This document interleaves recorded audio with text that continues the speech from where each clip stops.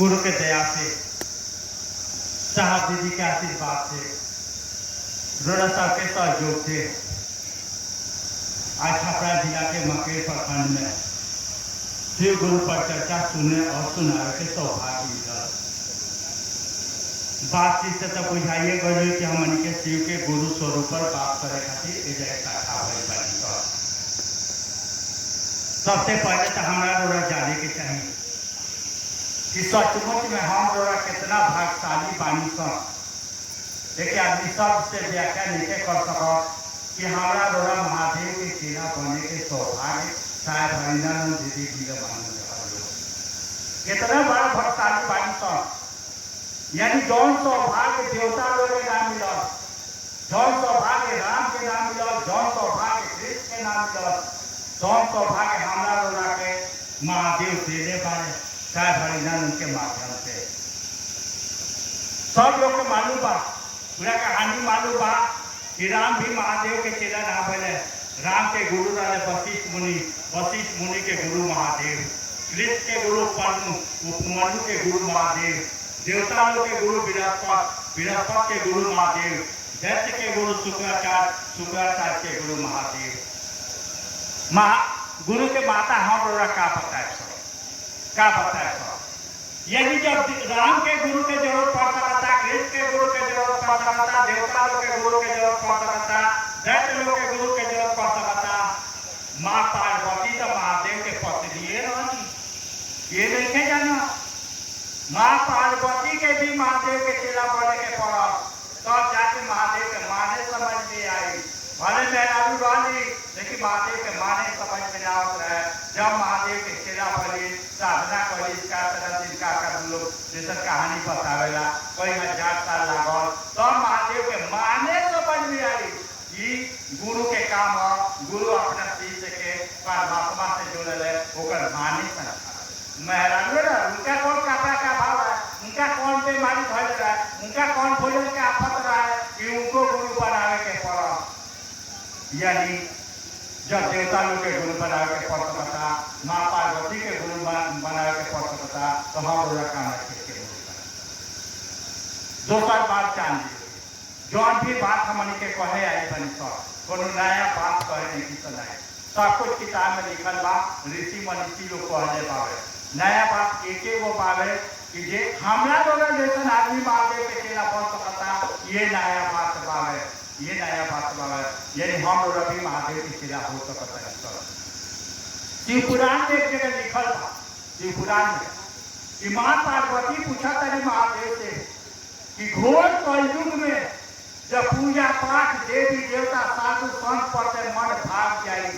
यानी जब केहू ना सुनी, देवी देवता भी ना सुनिए, साधु महात्मा भी ना सुनिए, कोनो गुरु गोसाई भी ना सुनिए, समय पहला लोग के कल्याण कैसे हुई। इसी पुराण में माँ पार्वती पूछा तरी महादेव से कि वो समय में कैसे कल्याण हुई जब देवी देवता भी ना सुनिए, साधु संत भी ना सुनिए, पूजा पाठ भी काम में ना आई, तब धरती के लोग के कल्याण कैसे हुई। महादेव जवाब देता रहे कि देवी जब वैसा समय आएगा तो पंचाक्षर मंत्र नमः शिवाय से लोगों का कल्याण होगा। अगर गुरु भाई भजन गौला तुर्की में महादेव साहब के मंत्र जल नमः शिवाय। सब लोग जानता कि मुजफ्फरपुर के जिला में तुर्की को जगह पर जहाँ महादेव साहब के मंत्र जल रहा है। यानी मंत्र यही खातिर जल रहा है महादेव, यही खातिर कि जे लोग मंत्रवा करी ओकर कल्याण होई।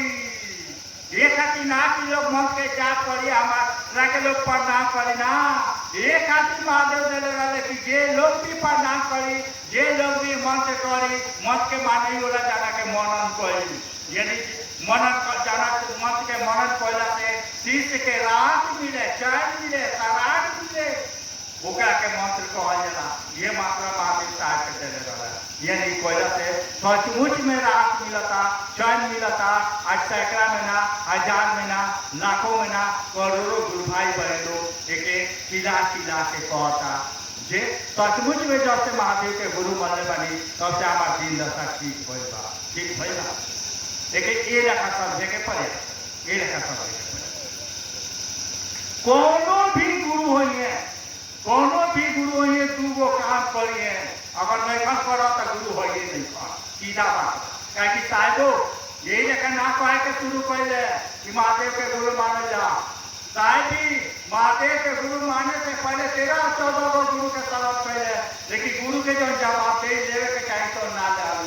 ना ले लो बल्कि उल्टा मिलो धोखा पर धोखा मिलो उल्टा मिलो लम्बा कहानी के शॉर्ट में धोखा मिलो तब हाथ के महादेव के गुरु मान ले और बात जान ली साहब कहना पहला महादेव के गुरु मान ले जान तो ना रहे कि महादेव गुरु के काम के लिए बड़े किताब में लिखल बा इनका चेला भी लोग रहा बा एक से एक इनका चेला लोग रहा है कुछ नहीं खन जाना अनजान व्यक्ति के गुरु मान ले इस सोच के गुरु मान ले आरा के गांधी स्मशान में 2 बजे रात के इस सोच के गुरु मान ले कि गुरु भगवान हो ले तो भगवान गुरु कहेगा भगवान शिव के संजय तरह शिव के गुरु मान ले लेकिन मनले तो मनले हमरा रोजा लगा कहो ये किया कहो दीदी ना मनले तो मनले ये लगा मनले जाने में साहब महादेव के गुरु मनले 3 गो कसम खैले पहला कसम खैले याद से कोनो सरीधारी आदमी के गुरु ना बनाए काहे कि सरीधारी गुरु लोग ठगले रहे धोखा दे रहे ना धोखा दे ईमानदारी से साधना कर रहे ईमानदारी से धोखा दे रहे ऐसे साथ शर्त लगा दे कि आज से कोनो सरीधारी आदमी के गुरु ना बनाए दूसरा का शर्त लगा कि शिव भी शरीर धो के हुए तब उनका के गुरु ना बनाए काहे कि शिव के रूप में प्रेत 2 साल ले उल्लू बनौले रहे 2 साल ले उल्लू बनौले तीसरा का शर्त लगौले कि आज तक जौन पूजा पाठ क्रिया साधना तंत्र मंत्र करत नहीं और कुछ ना करे हमार गुरु जौन कहे तो हमें करे असाय इंतजार करे लगे ये हमार गुरु जौन कहे तो हमें करे देखी साहब के मन के लेखा साहब के कहता एक तरफ साहब के मन कहता कि गुरु भगवान हो तो भगवान गुरु कहना भगवान शिव के संजय शिव के गुरु मान ले दूसरा के तरफ उनका मन कहता कि शिव तो शरीर में है ही नहीं था इनका आता पता तो है ही नहीं के इनका चेला कैसे बन जाए यहाँ के सिखाइए कैसे यहाँ के बताइए कैसे लेकिन ओकरा बावजूद साहब के संकल्प देखी कहता ले के सीखे तो तार से सीखे ले तो तार से ले आपात रही चाहे बर्बाद हो जाए ऐसा हम आपात का बनी कि बर्बाद 13-14 साल में तो गुरु लोग इतना ना धोखा दे रहा है कि साहब सोचा है कि हम आबादी कहाँ बनी की बर्बादी की चिंता करी लेकिन खाना में ले तो तार ले सीखे तो तार से सीखे अब दोस्ता लेकर माथा ना पट के जाए कहानी देखी साहब अभी कुछ नहीं कर क्या नहीं कर एक नहीं कर कि गुरु जी कुछ करे के कहीं कम करिए और गुरु जी कुछ करे के कहते नहीं कर खेला शुरू हो गई यानी जौन प्रेस साहब के 2 साल ले उल्लू बना लो तो के प्रणाम करता कहता कि हमारा ले कोनो आदेश हो के तो बोल ले ना कुछ दिन से गाड़ी आगे गए साहब कहते रहे कुछ दिन गाड़ी आगे गई अभी साहब कुछ नहीं करो देवी देवता लोग आके प्रणाम करे लगा कहने लगा कि हमारा ले कोनो आदेश हो के तो बोल ले दिशा का घाटा करने लगा जेगा से जौन को आदेश जौने बोलते जाता बेटा ले जाता नौकरी ले जाता बीमार ठीक हो जाए सब होके लगा जौन सोचत तो होके लगा जौन कहत तो होके लगा सब साहब सोचे पर मजबूर बोले कि होत का है भाई हमार गुरु तो अभी कुछ करे के कहले ना कि होत का है बा पहले तो करत नहीं तो ना तो और तो बिना कोयले होता सब साहब के याद करो कि हम महादेव के गुरु मान ले बनी ये से होता बात समझ में आता कि ना महादेव के गुरु मान ले बनी ये से होता है यानी 15 भी गुरु हुए 2 गो काम करिए गुरु अपना शिष्य के पल के जवाब दे दिए यानी लेकिन ये लगा समझिए साहब से जब महादेव कहा है कि यारी तुम जो करते हो तो दूसरों को करने के लिए कहो साहब क्या कहले महादेव से सुनी साहब कहले कि सरकार कान खोल के सुन लो पहले के साथ चेला लोग रहे पैर में चप्पल ना रहे बदन पर कपड़ा ना रहे खाए के भोजन ना रहे रहे के मकान ना रहे ओकरा बावजूद महादेव कई लोग हमनी के बोले का ना करत हमनी के तबे करत कि जे भी महादेव करी ओकरा पैर में चप्पल होके के चाहिए बदन पर कपड़ा होके के चाहिए खाए के भोजन होके के चाहिए रहे के मकान होके के चाहिए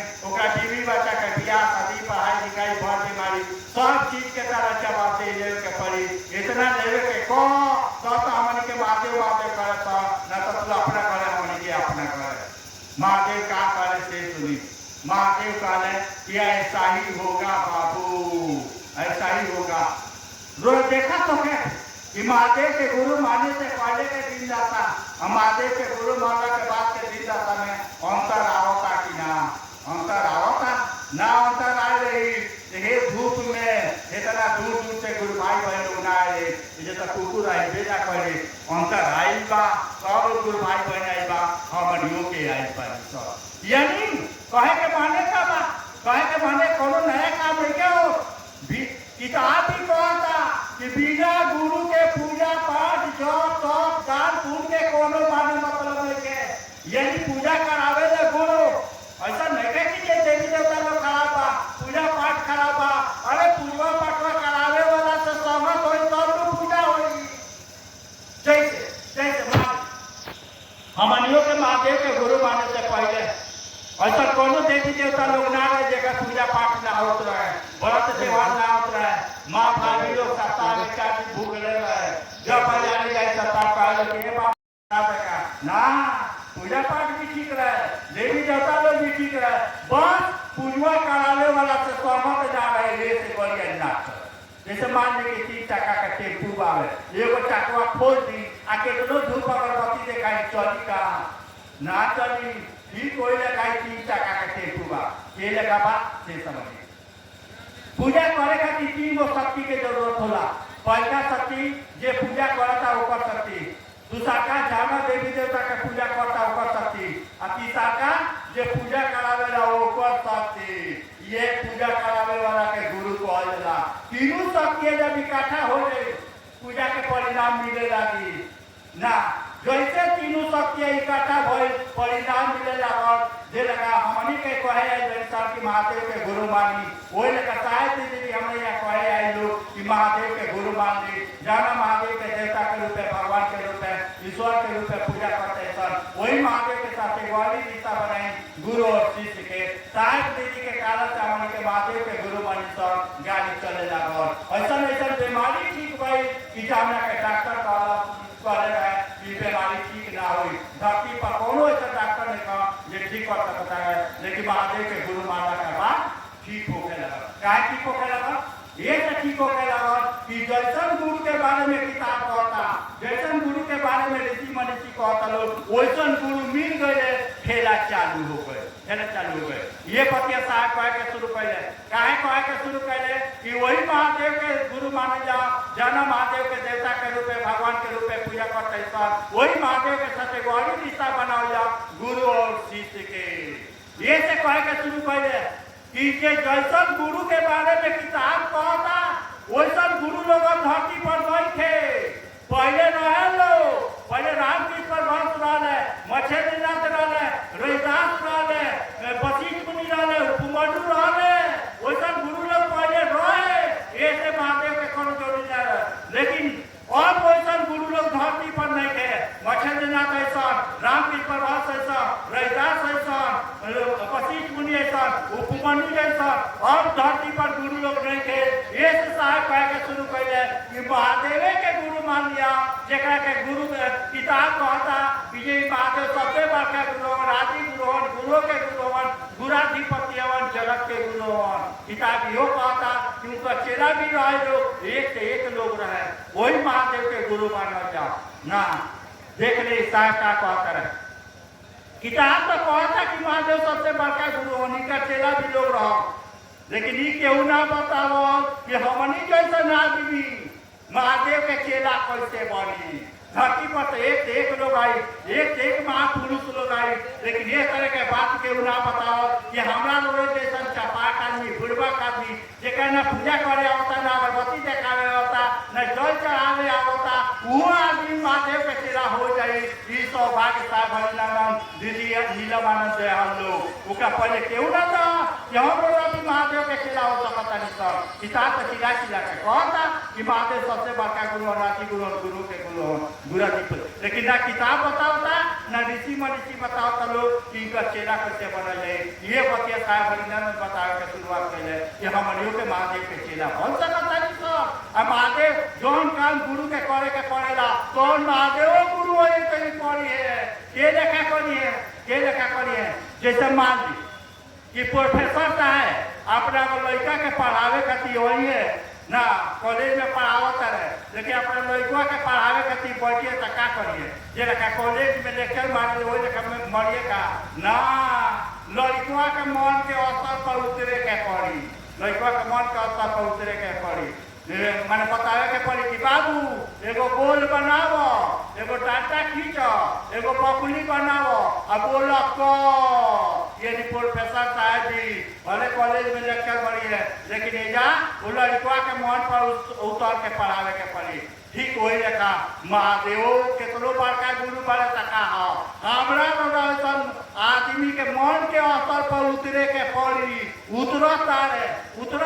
ऐसा ऐसा उदाहरण बा, उतरता रहे समझाओ करे के लेखा। एक हम गई दीवार में एगो दरौली गई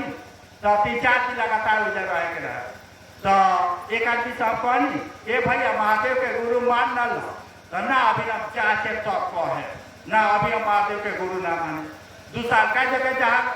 दूसरा का जगह जब गई दूसरा का दिन है तो आवता रहे आ कहता है ए भैया हमरो नाम के घोषणा कर, का भाई का तो कहनी तो नाम लो तो ना,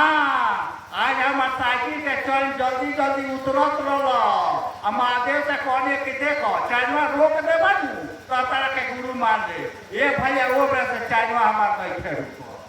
नहीं थे उतर, यानी वो आदमी के मन के असर पर उतर के सब महादेव समझौले। हमनियों के जाने मेरा महादेव के गुरु मंडी सनू ना, तो पैसा हम अपने एगो समतिया के कहनी कि ये पाठ महादेव के गुरु मान न लो, तो कहले कि ठीक है मान लेता नहीं, कहता दोस्त हुआ ना, दोस्त हुआ कहता तो मान लेता नहीं, क्या करे के पड़ी तो हम न जानत रही, साहब दीदी आवे लोग तो हम तो कामे धंधा में हटा दे, ये लोग के चाचा सुने के मौका कहाँ मिले, हम कहनी कि अब तो जानत नहीं कि क्या करे के पड़ी। तब हम कहनी ये पाठ हम उनको डेरा देखा तनी, यानी साहब वाला नौकरी करता है पटना में, हम उनको डेरा देखा तनी चले के उनके लगे चल जाओ, हमनी के गैली सर तो पचरुखी का लगे हमारे घर पचरुखी स्टेशन बारे, स्टेशन के पीछे हाई स्कूल बा, वही हाई स्कूल में पढ़त रहे सर, वो पढ़े हम पढ़े तो जानत नहीं सकी एगो दोपहर में पैसेंजर जाजे फटनी से छापरा, तो वही के पकड़े खातिर हमनी के गैली सर तो स्टेशन मास्टर कहता रहे कि पूछली सर छपरा जाए वाली गाड़ी कहाँ दिया, तो कहता रहे तो गई मुँह सु खानी बना रहे ना, जे एक तरह मेहनत आई भाई साहब अब जाएगा ऐसी बात है। तब देखा तनी सर कि जब पूर्वांचल एक्सप्रेस गोरखपुर से कलकत्ता चले दोपहर में चले ना, स्टेशन मास्टर भी हरी झंडी दिखावता रहे, गार्ड भी हरी झंडी दिखावता, बीच में ग्रीन सिग्नल बावे आ गाड़ी बिना कारण के आके रुकल हमने के चल गई सब बिना टिकट के, बिना आज 30 वर्ष पहले के बात बताओ, बिना टिकट के चल गई सब हमने के जुनून सवार था, टीटी आवता रहे जाता रहे, लेकिन हमने से टिकटों लेके पूछती रहे हमने के स्लीपर करा हमारे के पहुँच गई सब साहब किया। और देखी खेला जब ओने से लौटा तानी सौ तो सोचा तानी सौ कि जे मान ले कि स्टेशन वाला गोलिया रुक गई, गोलिया अगर अपना गाँव रुके यानी पचुकी से सिवान गाड़ी जाने रुके, वही गांव में पचुकी के बाद जसौली एगो गाँव बा वही जा हमारी के घर, तो हमारी के सोचनी सौ वैशाली पर बैठ गई सौ जब वो बरौनी से लखनऊ दिल्ली से ऊपर बैठ गई सौ आ सोचा तानी सौ कि घरवा के सामने गोलिया रुक जाए तो बुझाए कि महादेव सचमुच में सुनता है आ गुरु के रूप में सुनता है, सचमुच में घर के सामने गाड़ी रुको गाड़ी, यानी कहे के माने का बा यानी महादेव सुनत रहे, हमनी जैसा चिरकुट आदमी के मन के असर पर महादेव चल के समझावत रहे। ये बात साहब कहे के शुरू कैले, क्या कहे के शुरू कैले कि कोनो भी गुरु होइए दूगो काम करिए, महादेव गुरु होइए तो काम करे के पड़ी, ई ना कहिए कि हम बार मान के सबसे बड़का गुरु हई ना, हम ना करे ना करे के पड़ी, क्या करे के पड़ी कोनो भी गुरु है जो काम करिए, पहला काम करे कि गुरु अपना शिष्य के पल पल के जवाब दे दिए। शिष्य क्या भोजन बनता कि ना, शिष्य के बदन पर कपड़ा बा कि ना, शिष्य के रह के घर बा कि ना, शिष्य के बाल बच्चा स्कूल जाता कि ना, टोटल जवाब दे गुरु के देवे के पड़ी। दूसरा का काम करिए गुरु अपना शिष्य के मन में परमात्मा के प्रति श्रद्धा जगावे, विश्वास जगावे, प्रेम जगावे, समर्पण जगावे। जे लखा मीरा के मन में रैदास कृष्ण के प्रति प्यार जगाते रहे, मीरा रानी दीवानी गाने लगी, वो तो गली गली हरि गुण गाने लगी। यानी काबिलियत मीरा के ना रहे, काबिलियत रैदास के रहे। रैदास मीरा के मन में कृष्ण के प्रति प्यार जगाते रहे, मीरा रानी दीवानी गाने लगी, वो तो गली गली हरि गुण गाने लगी। ठीक हो लगा महादेव गुरु हो तो ये काम करिए कि शिष्य के मन में परमात्मा के प्रति श्रद्धा जगाइए, विश्वास जगाइए, प्रेम जगाइए, समर्पण जगाइए। दूसरा काम करिए कि गुरु शिष्य के सब जवाब दे दिए। ये दोनों का माँ महादेव करत रहे। ये बतिया कहे के शुरू पहले साहब कि हम चौचले बानी साहब एले के ना कहले, साहब एले के ना कहले, साहब कहता रहे कि हम चौचले बानी। साहब जने का शुरुआत कैले एगो स्लोगन लिखले, क्या लिखले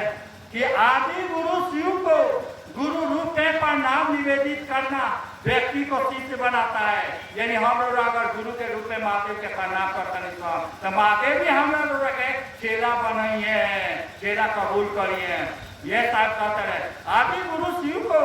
गुरु रूप में प्रणाम निवेदित करना व्यक्ति को शिष्य बनाता है। शिव शिष्य होकर व्यक्ति के सारे लौकिक पारलौकिक मनोरथ स्वतः पूर्ण होते हैं। यानी धरती से लेके आसमान तक, खाली धरती है ना, आसमान तक। आसमान के माने का भाई, आसमान के माने भाई कि मुआला के बादो जो जवाब दे देवे के चाहिए। भगवान निकल दे सको, क्यों नहीं दे सको, बेटा भी ना ली, मेहरारू भी ना लिए, पति भी ना लिए, धरती के कोनो रिश्ता ना ली। एकमात्र गुरु और शिष्य के रिश्ता बा जो मुआला के बादो जवाब दे रहे। यानी जना के स्वर्ग कहल जाला, मोक्ष कहल जाला, मुक्ति कहल जाला। यानी मुआला का बात भी महादेव जब गुरु जवाब दे रहे। यानी लौकिक पारलौकिक मनोरथ स्वतः पूर्ण होते हैं। उसके बाद साहब क्या कहते हैं मैंने परीक्षा की है, इन्हें घंटा कि तू हमारा बात पर भरोसा करो ना। साहब कहते हैं कि मैंने परीक्षा की है। 8 साल तक साहब जो चले बारे साहब एगो किताब लिखने वाले शिष्यानुभूति में साहब लिखता है कि दूध से मुंह जरेला तो माथा भी लोग फूक फूक के पिएला। धरती के गुरु लोग इतना ना धोखा दे रहा है, इतना ना धोखा दे रहा है कि महादेव पर ना भरोसा होता है। ये साहब कहता है 8 साल तक जटले, 8 साल के बाद साहब के मन समझो कि आदमी अगर महादेव के चेला हो जाओ तो लौकिक पालौकिक मनोरथ स्वतः पूर्ण होने लगी। अपने आप देखनी साहब के सोच का सोच के हमारा तोरा के कहे के शुरू कर ये सोच हमारा भी हो जाओ, हमारा भी हो जाओ। ये सोच के साहब कहे के शुरू कर कि आदमी अगर महादेव के चेला हो जाए तो लौकिक का पालौकिक मनोरथ स्वतः पूर्ण हो जाए। अपने आप लोग के दुख दर्द कम हो, संकट मुसीबत कम हो। बाद कहते रहे कि हम चचले बानी, आपकी परीक्षा प्रार्थनीय है। यानी आप भी जांच लीजिए। इसके लिए मैं आपसे प्रार्थना कर रहा हूँ, निहोरा कर रहा हूँ। अब कहे के मतलब का बात कि हमनियों के महादेव के गुरु के रूप में जांच सकता है सर। कितनों बार का गुरु बाल तका उनको आता पता लेके तब का हो ना। अभी बिना मन से भी कहता नहीं सकी हे महादेव तू हमार गुरु हो, हम तार चेला ही, हमरा पर दया कर। महादेव दया करता रे। पहले हमारी के गीत भजन में सुनता नहीं कि महादेव अंधरा के आंख दे, कोरिया के काया दे, बाजी के पुत्र दे, मीरदल के धन दे। पहले गीत भजन में सुनता नहीं। आज गुरु भाई बहन के मुंह से सुनता नहीं, माइक लगा के चिल्ला चिल्ला के कहता लोग कि ये हमारा हई बीमारी रहे। लाखों उदाहरण हई बीमारी रहे, महादेव के गुरु बनी तो ठीक भई, हमारा हई दिक्कत है, महादेव के गुरु बनी तो हई ठीक भई। यानी महादेव सुनत रहे को अभी बिना मन से ना मुंह से कहता नहीं कि हे महादेव तू हमार गुरु हम तार चेला तब ये का होता है। मन से कहला बोले तब क्या होई। ये मन से कहे खातिर मन कह दे कि शिव हमार गुरु हो। साहब कहता रहे कि जैया तार मन कह दी कि शिव हमार गुरु हो, देवी देवता से ऊपर ताप्ती हो जाए, देवी देवता लोग लाइन लगा के तारा के प्रणाम करे। अभी तो मुंह कहता तो ये लेखा होता जैया मन कहती देवी देवता लोग के ऊपर सीढ़ी हो जाए और देवी देवता लोग लाइन लगा के प्रणाम करे। हमनी के तो ना बुझाला, लेकिन जरा बुझाला साहब कहता चर्चा में भी सुने कि जैया हमार और मन कह दे कि शिव हमार गुरु हो, जैया मन कह दे कि शिव हमार गुरु हो। साहब कहता रहे कि दिन के रात कहब तो रात होई, रात के दिन कहब तो दिन होई, मुर्दा के लात से मरब तो जिंदा होई। इतना ताकत बा सूत्र में, यही खातिर सूत्र करे के साहब कहले कि जे लोग भी सूत्र करी धीरे धीरे धीरे धीरे ओकर मन समझे लगी कि शिव हमार गुरु हो। जैया हमार गुरु मन कह दी सबके वो दिन से सूत्र करे के जरूरत नहीं के महादेवे हमारे से सूत्र करा लगे। खाली सूत्र हमने के इतने खातिर करे के बाद माँ से इतने करे खातिर करे के बाद कि महादेव हमारे रोड के पकड़ ले। साहब किताब में एक जगह लिखा है काहे खातिर सूत्र करे के बाद से समझी ये मत बुझे कि प्रचार करे खातिर बा काम बढ़ा के हम सुनत नहीं चटवा काम बढ़ावे के बा काम बढ़ा। अरे काम बढ़ावे के बा कि काम बुझले बड़ी काम के काम ही तो ये बावे कि जे लेखा तारा के बढ़ियन तारा दवाइया से बीमारी ठीक भइल बा वो लेखा तू लोग के 10 ओकरो बीमारी ठीक हो गए। काम कोई की बाबा दे दे लोग बुझाते ने 50 करे काम बढ़ा का काम। अरे काम हर रोज काम बढ़ा काम ये बा कि जानना दवाई से तहार बीमारी ठीक भइल बा उ दवाइया लोगों के तो कहो ए दीदी तू आज मानो ए भैया तू आज मानो फायदा करी तो खोले ना फायदा करी छोड़ दियो। काम ही बा यानी जहाँ महादेव चाहता है लोग हमारे से जुड़ो, लोग के दिन दशा ठीक हो, लोग के दुख दर्द खत्म हो, ये हमारा काम बा। अगर ये सोच के हम लोग करता नहीं तो जे लोग के दुख दर्द खत्म हो, संकट मुसीबत खत्म हो, जे लगा सोच के साहब कह के शुरू कर दे कि का लोग महादेव के गुरु मान दी महादेव के चेला बन गए ओकर लौकिक पालौकिक मानो अपने आप पूरा हो जाए। ये सोचवा हमारा हो जा कि लोग महादेव के चेला हो जाए तो ठीक हो जाए, दुख दर्द खत्म हो जाए। ये सोच हमारा हो जा, ये सोच रखे वाला लोग महादेव के अच्छा लगेगा, साहब दीदी के अच्छा लगेगा। हमनी के काम करता नहीं सुन काय खातिर हमनी के साथ शिवान से चल के आई बनी चले जा का ये कहे वाला लोग नहीं का कि महादेव के गुरु मानी 3 गो सूत्र करी एवजा कहे वाला लोग बा। लेकिन हमनी के ये कहे खातिर आई बनी कि भाई मेरे वो महादेव से अगर रिश्ता बनाए का मजबूर करे का बा वैसा काम करे जा वैसा काम करे जा कि महादेव हम लोग के पकड़ ले। सचमुच में आज मुँह कहता मन कह दे कि शिव हमार गुरु एक खातिर एक काम करे के पड़ी कि साहेब जन कहता रहे सोना पतिया पर खड़ा होके के पड़ी। आपन दिमाग लगाए तब ना चली केहू से रिश्ता बना कर जैसे मान पतिये से अगर रिश्ता बनाए तो काम करे के पड़ी मानी के साथ से रिश्ता बनाए ना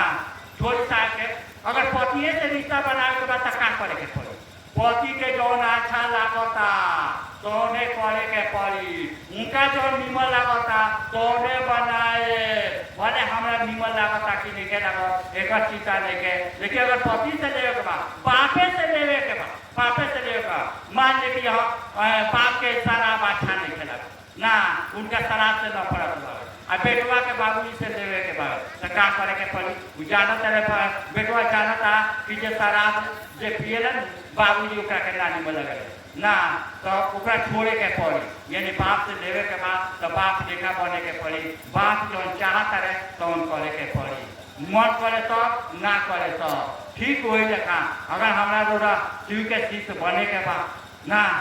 सचमुच में रिश्ता बनावे के बाद तो साहब जौन कहता रहता बात पर खड़ा होके के पड़ी आपन दिमाग लगाए ना चली। हमने के ई नहीं किसन कहे कि रोड़ा हमार बात मानी दीवान से आई बनी ये से हमार बात ना ये अब कहे नहीं कि आई हम ये कहे आई बनी निहोरा करे आई बनी कि भैया लोग के बात माने लोग ठग ली ना जगह डेट पर ठगे वाला लोग बाने धोखा देवे वाला लोग बा जे लेखा धरती के गुरु लोग धोखा देवल वो लेखा चाचा में भी धोखा देवे वाला बा लोरा का ठगे वाला लोग बा वो लोग से सावधान हो जाई। वो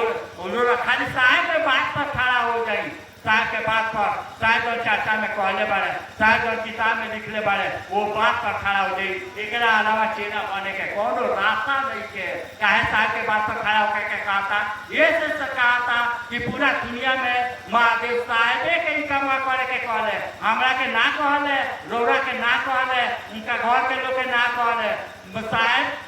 महादेव साहेबे के कहले कि जो तुम करते हो तो दूसरों को करने के लिए कहो। ऐसे साहब के पतिया पर मारने के पड़ी। अगे दीदी कह लिया कि साहब कहता है मिलना शरीर का नहीं होता है, लेकिन मेरे बातों पर तो भरोसा करना होगा। यानी अगर मेरे बात पर भरोसा नहीं कीजिएगा, शिव का पता गुम हो जाएगा। हमनी के ये कहे आई बनी सर, निहोरा करे आई बनी सर कि जब तक मुंह से कहता नहीं सर कि महादेव गुरु अमर तो ये लेकर होता जो यह मन कह दे तो यह का होई। हमनी के मंजिल भी ये बा, मंजिल भी ये बा, सूत्र भी यही खातिर साहब करे के कहले कि जे लेखा हमार मनवा रहे महादेव के गुरु माने के बेला वो लेखा तोहरो मनवा हो जा। यही खातिर साहब सूत्र करे के कहले, यही खातिर करे के कहले। जैसे मान दो सोचे सके कि साहब जन मेरा महादेव के गुरु माने कोनो सूत्र मंत्र ना रहे, हमारा काय सूत्र मंत्र करे के जरूरत पड़ता, ये से जरूरत पड़ता कि साहब जन मेरा महादेव के गुरु माने। साहब के मन पर जगत से भारी महादेव रहले, साहब के मन पर जगत से भारी महादेव रहले। कौन जन मेरे महादेव के गुरु माने रहले कौन मेरा हमरा तोरा मन पर महादेव से भारी जगत बा। ये से हमरा सूत्र के जरूरत बा। मान ली जे बीमार पड़ल बा सेकरा इलाज के जरूरत बा, जे ठीक बा ओकरा का इलाज के जरूरत बा ना। ये साहब जाने वाले महादेव के गुरु मान ले तोने बार साहब के मन पर जगत से भारी महादेव रहल। ये लेखा समझ, ये लेखा समझ काहे खातिर हमनी के सूत्र करे के बा। गौर से सुने तब बात समझ में आए। साहब के बाबूजी अपना एगो दोस्त से कहले कि हमार बड़का लड़का पागल आ गई, खाली महादेव महादेव करता। संजोग से साहब के बाबूजी के दोस्त से साहब के भेंट हो गई पटना कलेक्टर गेट में। भेंट हो गई तो साहब के बाबूजी के जिन दोस्त रहे वो कहता है वो सिवान के सुनो सुनो सुनो तू कहा करता रहा कि तार बाबूजी कहता रहा कि हमारे बड़का लड़का पागल आ गई, देख ली काय खातिर सूत्र करे के बात समझ ले। तू कहा कहता रहा कि तार बाबूजी कहता है कि हमारे बड़का लड़का पागल आ गई बा। साहब का जवाब दे रहे सुनी। साहब कहले ये चाचा पहले प्रणाम कैले, बाबूजी के दोस्त कौन चाचा लगे प्रणाम कैले, कहले कि ये चाचा धरती पर तो जितना लोग बा सब लोग पागलाइले बा। केहू बेटा खातिर पगलाइल बा, केहू बेटी खातिर पगलाइल बा, केहू धन खातिर पगलाइल बा, केहू जमीन खातिर पगलाइल बा, केहू गाड़ी खातिर पगलाइल बा, केहू घर खातिर पगलाइल बा। जे लेखा तू मेहरारू खातिर पगलाइल बा वो लेखा हम महादेव खातिर पगलाइल बनी। पागल तो सभे बा। ये पागलपनवा हमरा रोरा जी हो जा। एगो आणि बात जान ली काहे खातिर जाने ले हमनी के धरती खातिर पगलाए तो जाने ले धरती खातिर पगलाए तो दुखवा पर दुखवा होइबे करी। एकरा के केहू नहीं के रोक सकता, केहू नहीं के रोक सकता। यानी जाने ले हमारा मन जगत के आकर्षण में फसल रही, जाने ले गंजन होकबे करी। एकरा के केहू नहीं के रोक सकता। साहब के एगो फेसबुक पर के चर्चा सुने, साहब कहता रहे कि बाबू जगत में रहियो लेकिन जगत में फंस के मत रहियो, गंजन होके रह जाई। ये मनवा जाने ले जगत में फसल बा, जाने ले गंजन होके करी। यही मनवा के महादेव यानी गुरु शिव की ओर घुमाते, शिव की से जोड़ दे सब दुख बलाई उड़ा जाई, आपन उड़ाई सका उड़ाई, सारा लग उठे बैठे वाला के उड़ा जाई। यही खातिर गुरु के जरूरत बा कि जौन मन धरती के आकर्षण में फसल बा ये मनवा के परमात्मा के आकर्षण में कह दे। बस जैसे जैसे परमात्मा के आकर्षण की ओर जाए लगी हमारा दुख दर्द खत्म होके लगी। जब हमेशा उजर रहे लगी यानी सूत्र के बात इतने काम बा कि धरती के सब काम करी तो झाड़ू भी लगाते हैं, खाना भी बनाते हैं, गाड़ी चलाते हैं, मन महादेव का लग रहा लगो। यही खातिर गुरु के जरूरत बा। जैसे जैसे मानव महादेव का लग रहा लगी तो कुछ अपने आप ठीक होके लगी। यही खातिर सूत्र करे के बाद कि हमारा मन महादेव का लग रहा लगो। आज हमारी के महादेव के पकड़ ले बनी तो महादेव हमारा डोरा के पकड़ ले। साहब किताब में एक जगह लिखा था कि जे दुख के घड़ी में गुरु के दया तेजी से आवेला। दू आदमी के साथे होला, पहिलका जेका महादेव अच्छा लगता रहे दूसरा का जे आदमिया महादेव के अच्छा लगता दोनों में अंतर बा जमीन आसमान के अंतर बा जमीन आसमान के अंतर बा जेका महादेव अच्छा लगता है दूसरा का जे आदमिया महादेव के अच्छा लगता आज महादेव हमरा अच्छा लगता है आज महादेव देता रहे तो अच्छा लगता है काल महादेव अच्छा लगे कि ना लगे है एक कोनो गारंटी नहीं है जैसे मान ली कि रोरे 10 दिन तक लेके उके दी जब मांगे होता तब देता नहीं जब मांगे होता तब देता नहीं एक दिन ना दी तो रोरा से खराब केहू ना लगी ये आदमी के स्वभाव लेकिन आज हमनी के महादेव देता है तो महादेव अच्छा लगता है यानी हमनी के महादेव के पकड़ ले बैठ आ दूसरा कहता कि वैसा काम कर जा कि महादेव हमारे के पकड़ ले याद रखे जाने ले महादेव नैखन पकड़ तो कौन बढ़िया उलट जाई केहू देखे जाना साहब के चाचा सुना तो क्या लगे साहब की तो एक आदमी के एक चाय ना मिला तो छोड़ डाला साहब की आज गल छोड़ डाला शिव चाचा में आज गल छोड़ डाला एक कप चाय खातिर ये आदमी के स्वभाव है लेकिन जे आदमी महादेव के अच्छा लग जाये गौर से सुने जे आदमी महादेव के अच्छा लग जाये कोनो जन्म में महादेव के ना छोड़िए ये आदमी के स्वभाव में अंतर बा महादेव के स्वभाव में अंतर बा यानी महादेव पकड़ लिए कोनो जन्म में ना छोड़िए महादेव हमरा के पकड़ ले वैसा कर जा कि हमारा भी काम महादेव के निमन लग जाओ काम निमन लग जाओ आ काम कब निमन लगी जे लोग साहब के बतिया मानता जे लोग साहब के अच्छा लगता उहे आदमी साहब के निमन लगी जे आदमी साहब के निमन लगी महादेव के निमन लगी यानी साहब को कहता है जैसे बहुत लोग हम उदाहरण देता नहीं बहुत लोग साहब से कहता है कि आप रांची से विदा ले रहे हैं उसके बावजूद लोग रांची जाता कि ना रांची ले जाता कि ना रांची जाए खातिर कहता कि ना एक मतलब है कि साहब के बात काट के जाता नहीं साहब के नहीं निमन लागो साहब के निमन लागी तो ना कहते कि आप रांची से विदा ले रहे हैं लेकिन उसके बावजूद जाता है सर जे भी जाता है याद रखे कोनो जन्म में उस साहब के ना निमन लगी यानी साहब उसका के ना पकड़िए साहब शिष्य के मान नहीं होला कि गुरु जन कह दे गुरु अगर दिन के रात कहे तो रात का है रात के दिन कहे तो दिन का है जो तुझको हो पसंद वही बात करेंगे यानी गुरु के जो निमन लगी तो ने करे हमरा निमन लगी तो ना करे जो गुरु तो कह दे आप रांची से ना जाए माना कह दे तो ना जाए एक जगह साहब कहता है कि पहले आप कुत्ता थे अब बिल्ली हो गए हैं यानी साहब खोल के कहता है कि पहले आप मेरे पास आते थे अब मेरे पास नहीं आते हैं अब मेरे घर वालों के पास आते हैं यानी जे लोग साहब के घर वाले के लगे जाला वो लोग साहब के रानी में लगला साहब खोल के कहता है उसके बावजूद हम लोग जाता नहीं सब लोग के भेजता नहीं सब अपने तो गाढ़ा में जाते बानी सब अपना गुरु भाई बहन के भी गाढ़ा में ले जाते हैं सब हमने के प्रार्थना करे आई बनी सब निहोरा करे आई बनी सब कि सचमुच में अगर केला बने के बाद सचमुच में अगर रिश्ता बनाए के बाद कि चाहता की महादेव हमरा के पकड़ ले हमने के वह काम कर जा कि जे जौन साहब के निमन लगता जैसे मान ली कि महादेव साहब दीदी हमरा निमन लागत साहब दीदी हमरा निमन लागत कहीं सोचले बनी सरकार कि साहब दीदी के हम निमन लागत नहीं कि ना कहियो नहीं कि सोच ले अगर ये सोच के कह जाए कि हम ऐसा काम करी कि हम साहब दीदी के निमन लग जाए जब ये सोच के कह जाई कहीं कोनो गड़बड़ी ना होई साहब जानता रहे हमन जे लोग भी पैसा लेता जे लोग भी गुरु भाई बन के ठगता गधा बनावता वो लोग साहब के ना निमन लगेला ना पैसा लेवे के बाद ना पैसा देवे के बाद अरे महादेव बेटा दे सकता है नौकरी दे सकता है बीमारी ठीक कर सकता है महादेव तरह के पैसा नहीं दे सको हमनियों के हमू चल महादेव के गुरु मानी ये कहानी कि ले तो तार से ले सीखे तो तार से सीखे देव तो करे ना देव ना करे लेकिन कोनो गुरु भाई बन के ठगे ना जाए ना गधा ना बनाए वो लोग से पैसा ना ले देव तो करे ना देव ना करे आज दे तारे तो भाई बनी आपको तेल मोबिल जला के क्या ना दिए ना जाए लेकिन चाले ले दे तारे ले करे महादेव सब कुछ दे सकता है तारा के पैसा नहीं दे सका मान की रोड अपना बच्चा के कहता नहीं ए बाबू चल जा सोलह से आलू कीन लिए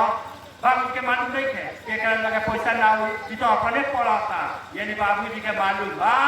कि लड़का का लगे पैसा नहीं के पैसों दिए आ कहे कि 100 रुपया 10 उसको खा दिए बाबूजी के मालूम बा ये बतिया महादेव के नहीं मालूम कि जब हम कहता नहीं कि जा लोग के चेला बनाओ लोग के बताओ तेल गाड़ी में तेल लगेला ना कपड़ा भी लगेला ये बतिया महादेव नहीं खा जाना लेकिन कब महादेव कब जड़िए जे जगह सहाय कहले महादेव से कि ले ततास ले सीखे ततास सीखे ठीक वही जगह हमारा मन कह दे साहब खातिर कि ले ततास ले सीखे ततास सीखे ये स्थिति में आई जे जगह महादेव आके चल रोकल है वो जगह साहब भी आके हमरा के समझाइए क्या करे के बा के जगह करे के बा केकर साथ करे के बा केकर लेके करे के हजारों ऐसा गुरु भाई बहन लोग बा जे आके साथ समझाओ करे हमनी के सीखे के मानसिकता में क्या बनी हमारी के तो कबो भैया नहीं माला का तरह कबो भौजी नहीं माला का तरह कबो दीदी नहीं माला का तरह ना चेला बने के बाद ये मना स्थिति में आई ले तो साथ चले सीखे तो साथ सीखे जान के पूजा ता पूछे ए भैया केकर संगत करी हम हे लका कहते हम हे लका कहते केकर बात मानी हमरा नहीं के पूजा तू हमरा के बताओ चाहे बताओ तारे हमन के एसी या डीसी मारल छोड़ दिया साहब के एसी डीसी मारे वाला लोग ना निकल लगेला हमने के साथ से लेवे के मना स्थिति में आ जा चर्चा तो बहुत देर से सुनी लगी बात समझ में आई भक्ति ना रिश्ता बनावे के बाद चेला के माने वाला कि गुरु जौन कहता है तवन करी अगर दिन के रात कहता है तो रात कही रात के दिन कहता है दिन कही जो साहब चाचा में कह दिले बारे जो साहब किताब में लिख दिले बारे ये बात पर खड़ा हो जाइए सचमुच में दिन पर दिन हमारा स्थिति बदली स्थिति का बदली चेहरा बदलने लगी मुंह सुथनी खाली ना रही जे लोग सचमुच में साहब के काला से महादेव की ओर चलता ओकर मुंह सुथनी खाली ना रहेला जे सूत्र करी ओकर चेहरा बता दी हमन के चेहरा देख के बता दी जे सब इस सचमुच में साहब के मन स्थिति में साहब के काला से चर्चा करता है साहब के रास्ता पर चलता है ओकर चेहरा बता दी ओकर पेट करे के जरूरत ना पड़ी ओकर ब्यूटी पार्लर जाए के जरूरत ना पड़ी ओकर चेहरा चमके लगी जे लोग भी ईमानदारी से सूत्र कर बात बहुत लंबा लंबा सब एक आदमी बता देता फिर बोलो ना करे बोली ना हम अपना गुरु से जेका काला से हमेशा आई बनी हम प्रार्थना करें निहोरा करें अपना गुरु से साहब दीदी से प्रार्थना करें निहोरा करें कि हमारे गुरु भाई बहन लोग सुनावे तो सुन लिया ना भाई तारा भेजना से आई बनी सुने के पड़ी सचमुच में सुनाई साहब सुनिए सुना तारे यही आग्रह प्रार्थना के साथ फिर से रोता गुरु भाई बहन के हमारे पढ़ना